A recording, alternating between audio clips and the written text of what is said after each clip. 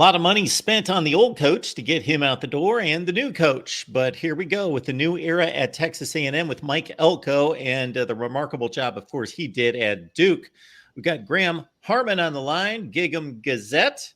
Graham, we appreciate you stopping by to break things down. Yeah, absolutely. Thanks for having me on. Just a couple days in the door at spring practice, so we will get to that in just a second. Wanted to hit you up on the latest in regards to recruiting. I see 4 hard commits for 2025, so of course things just getting started. We're just on the cusp of that season, of course, Graham.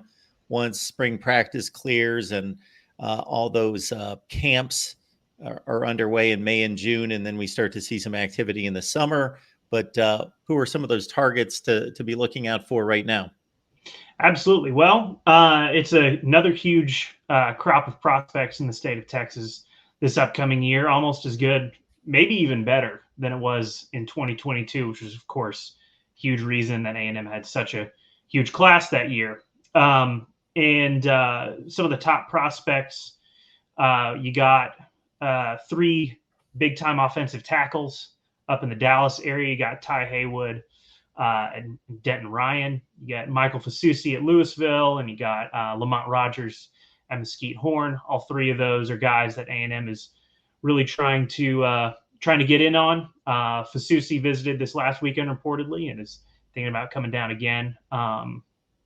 So those are 3 big prospects, and a couple that A&M already has in the boat from the DFW area are DeAndre Ryden and Kelvion Riggins, so a running back and a linebacker, respectively. And those are, it's good to see that. Jimbo and his staff had really fallen off in the Dallas area. And there's a huge concentration of talent up there in this upcoming class, like I say, as there is all over the state. And so Elko and company, they're already trying to get, presence up there. And I think they're off to a good start with those 2 commits. Graham, it's certainly impossible to tell from any game results. Mike Elko still has to even get the team on the field just here in the first few days of spring camp. And then we've got summer conditioning on into fall camp. But at this point, is there any decided difference in the way that Jimbo ran the program and at least what we're hearing out of Mike Elko and what could be a contrast in approaches? You got to be careful a lot of the times when a coach goes out the door and fans are happy to see him go with some of the reporting that comes out. Sometimes people are saying what they feel like people want to hear. That said, I do think sort of the consensus as Jimbo was out the door was that discipline overall as a program had really kind of petered out in the last few years of his time.